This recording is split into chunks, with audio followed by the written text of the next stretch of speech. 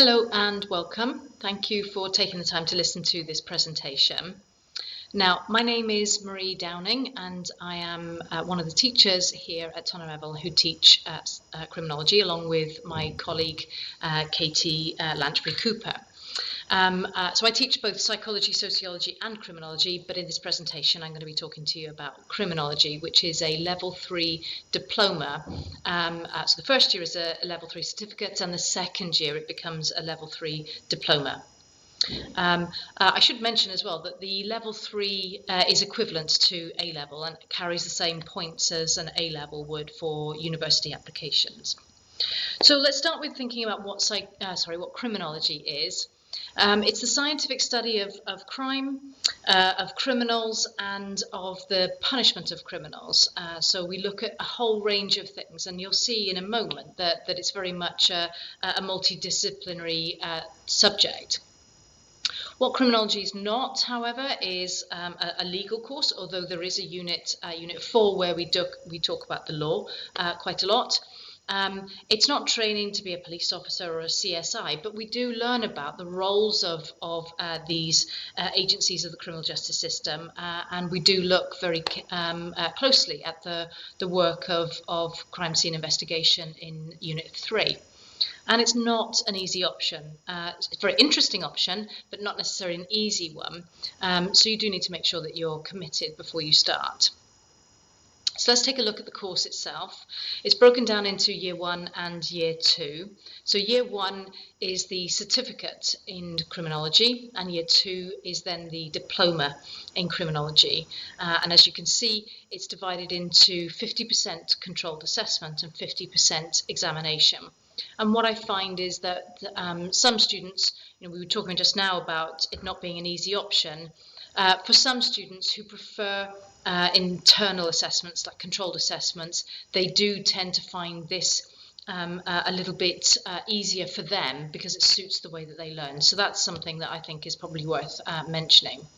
So let's take a look at what we're going to do in detail. So Unit 1, one of the things we look at is the changing awareness of crime, and this focuses largely on underreported crimes, or crimes that tend not to be reported. So we look at the different types of crime that aren't reported. Why are they not reported? What are the consequences of not reporting these crimes? And what difference does it make in terms of people's perceptions of crime? And then the other thing that we look at here is how we can campaign to bring about a change. So changing awareness of people's crimes, so that it raises their awareness, or changing the law about particular crimes. So this one is our internal assessment. So it's assessed via a controlled assessment, which makes up half of their Year 1 course. And then moving on to Unit 2, this is assessed via an exam in the summer. So it's the only exam that would sit at the end of the first year. And this one's based on criminological theories. So we look at sociological, psychological and biological theories and how they help to explain criminal behaviour, and also how they help to inform government policy on bringing about change and trying to reduce crime, for example.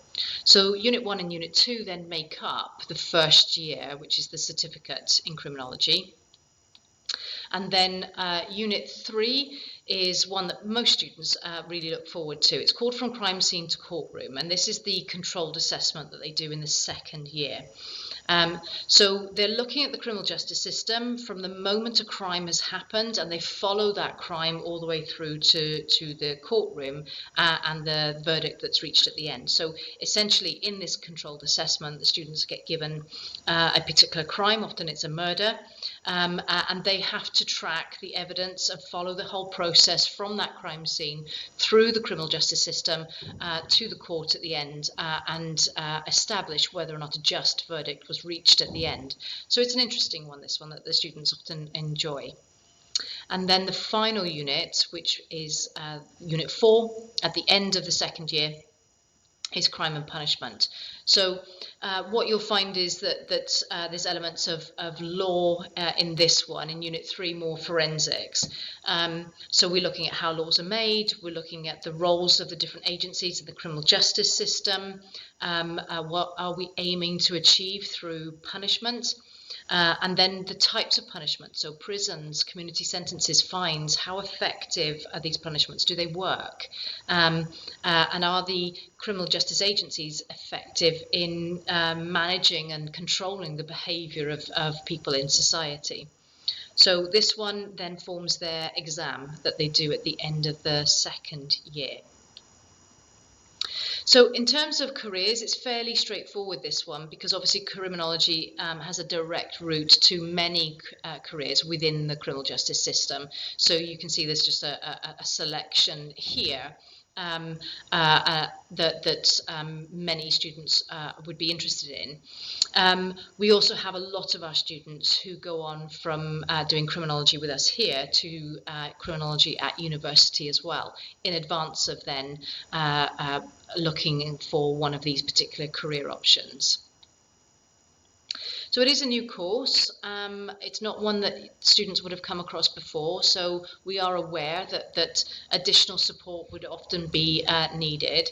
So we do offer extra time in our lunch times. We offer a social science surgery where we give up our lunches twice a week in order to be able to be on hand. We offer specific one-to-one support. They can come to us with any of the work that they're doing, and we will endeavour to help them. There's lots of extensive resources that we have to offer, and lots of our time. And we've been delivering this course for several years now, so we've got an extensive range of support that we can offer. So some frequently asked questions.